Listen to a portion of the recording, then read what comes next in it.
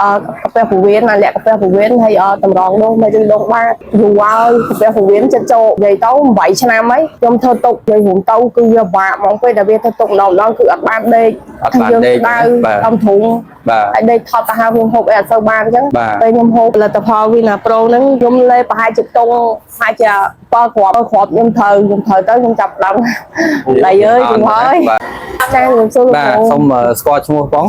ឈ្មោះអីដែរខ្ញុំឈ្មោះហ៊ុនជំនាញគ្រូនៅនេះគេហៅកំពង់សោមបងនៅចិត្តរោងចក្រវិសាខ្ញុំកាហ្វេពូវៀនណាលក្ខកាហ្វេពូវៀនហើយតម្រងនោះមិនឬដងបាតបាទកាហ្វេពូវៀនតម្រងនោះមិនឬដងបាតបាទហើយបញ្ហាកាហ្វេពូវៀនបងនោះវាមានបញ្ហានឹងរយៈពេលប្រហែលឆ្នាំហើយវាមានការៈធ្វើទុកមិនខ្លះដែរបងយូរហើយកាហ្វេពូវៀនចិត្តចូលចិត្តនិយាយទៅ8ឆ្នាំហើយខ្ញុំធ្វើទុកនិយាយរួមទៅគឺវាបាក់ហ្មងពេលដែលវាធ្វើទុកម្ដងគឺអត់បានដេកយើងដៅដំធុងហើយដេកថតទៅហើយខ្ញុំហូបអីអត់សូវបានអញ្ចឹងដល់ពេលខ្ញុំហូបផលិតផលវីណាប្រូហ្នឹងខ្ញុំលេប្រហែលជាតុងប្រហែលជា7គ្រាប់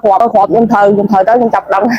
ដៃអើយយូរហើយខ្ញុំលេបអត់2គ្រាប់ទៅវាធ្វើទុកយើងអាចនឹងបត់ជើងញឹកបាទបត់ជើងញឹកដល់ពេលហូបបានអាទិត្យខ្ញុំចាប់ដើមយ៉ាងស្រួលខ្លួនតិចដល់កំហើយខ្ញុំហូបបាយបានហើយអានោមក៏អត់សូវនោមដូចមុនយើងវាកាត់បន្ថយតតាមមួយយប់20 30ដងដល់ពេលលេបណានឹងបាន7គ្រាប់វានោមមកដូចជាមួយយប់4 10ដងវិញតិចហើយវាអត់ដូចមុនអត់ធ្វើទុកចឹងចាធូរច្រើនឬដងបាតដូចជាអត់ឃើញអីទៀតទេពីមុនគឺពិបាកបត់ជើងខ្លាំងណាបាទពេលយើងបត់ជើងមកស្មាទៅដូចវិមុខសាស្ត្រទេដុំធ្វើយើងពិបាកបត់ជើងជើងទៅពិបាកហ្មងដល់អ្នកខ្ញុំតែយើប្រហែលជា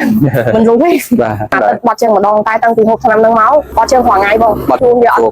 ត់ធន់ថប់ពីថាយើងពិបាកអ្នកដែលធ្លាប់ការជំងឺដូចខ្ញុំគាត់ដឹងទេបាទអង្គធាក់ទៅវិញមកជាអស់ហើយ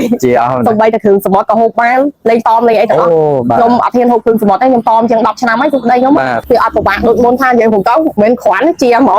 ខ្ញុំហូបអស់តែម៉ាយអត់ដល់មកកំប៉ុងអត់ដល់មកកំប៉ុងជាហ្មងចាជាហ្មងបើពេទ្យឡើងពេទ្យឃើញមុខឲ្យខ្លាច